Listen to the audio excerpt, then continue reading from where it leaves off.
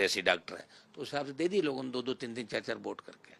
इस पर आपने जाति की बात कही, आप सारे जाति के नेता जो हैं, जैसे डॉक्टर किरोड़ीलाल मीणा, आप कहते हैं कि वो ट्रम्प को भी उन्होंने बनाया, फिर कभी कहते हैं सचिन पायलट को एसी का नेता है, वसुंधरा राजे के लिए बोल देते हैं, अशोक गहलोत के लिए बोल देते हैं, तो ये सारे नाराज हो जाते हैं, फिर आपको नुकसान होगा। डॉक्टर साहब से तो मुझे तकलीफ इस बात की है कि ये मुझे खाना खाते हुए छोड़ गए थे, ये मेरे जीवन में हमेशा पीड़ा रहेगी। और डॉक्टर साहब जब भी क्योंकि डॉक्टर साहब ने मेरे 5 करोड़ रुपए जो एमएलए लेट गए थे, इस बार डॉक्टर साहब ने 5 करोड़ रुपए मेरे मतलब रोक दिए और मेरे खाते में नहीं आने दी। ये डॉक्टर साहब ने किया साहब। रोक दिए? हाँ, रोक दिए। मेरे 5 करोड़ अभी भी रुके हैं साहब, हाई कोर्ट में लड़ रहा हूँ मैं।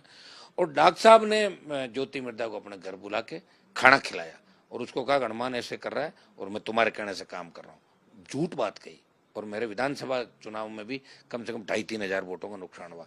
लेकिन मैंने किरोड़ीलाल मीणा के किसी विरोधी को मेरे घर पे आज तक एंट्री नहीं दी। ये मेरे में डॉक्टर साहब में अंतर है, उनकी आदत है। वो दिव्या मदेरणा से भी कांटेक्ट में रहते हैं, ज्योति से लोगों को पूछते रहते हैं गणमान हारेगा कि नहीं हारेगा, कितने पूछते रहते हैं कि हनुमान का धरना कैसे चल रहा है। वो ऐसा चल रहा है, वो ये सोच रहे हैं कि भाई अभी तक कोई नुकसान क्यों नहीं हुआ, मरा क्यों नहीं धरने पे कोई। आदत है उनकी, वो अपने आप से ही दुखी है, मेरे से दुखी नहीं। मैंने तो उनका बहुत मान सम्मान रखा।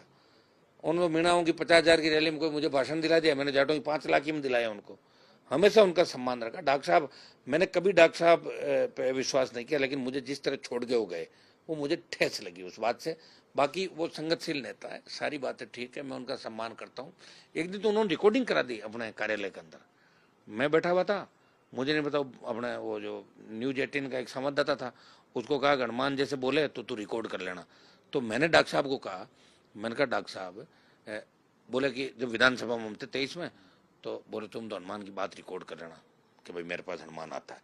तो वो तो मेरे तो मित्र था, उन्होंने कहा आ जाओ, हम बैठ गए वहाँ पे।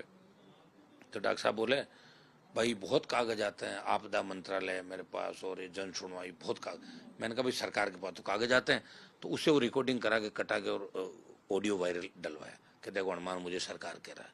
तो इतनी ओछी मानसिकता किसी की नहीं होती नेता की। हम तो जिस दिन मिले थे, हम लोग विधानसभा में एक दिन मिले थे, डॉक्टर साहब मंत्री थे, तो आप भी तो उस दिन तो अच्छी बातचीत हो रही थी। वो बातचीत करते करते आपसे पहले रिकॉर्डिंग करा ली थी, जो एक न्यूज 18 का संवाददाता था, उसके बाद उसने आना ही छोड़ दिया मेरे पास।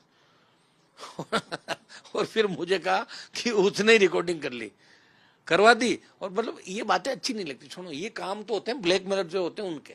डॉक्टर साहब जैसा वरिष्ठ व्यक्ति जिसका मैं सम्मान करता हूँ और जिसके लिए मैं रात और दिन घूमा, जिनके साथ खड़ा रहा मैं, न तो कोई डॉक्टर साहब मेरी वजह से नेता, न मैं उनकी वजह से हूँ। वो भी जानते हैं कि मेरा एक वोट का फायदा नुकसान नहीं कर सकते और न मैं उनका कर सकता।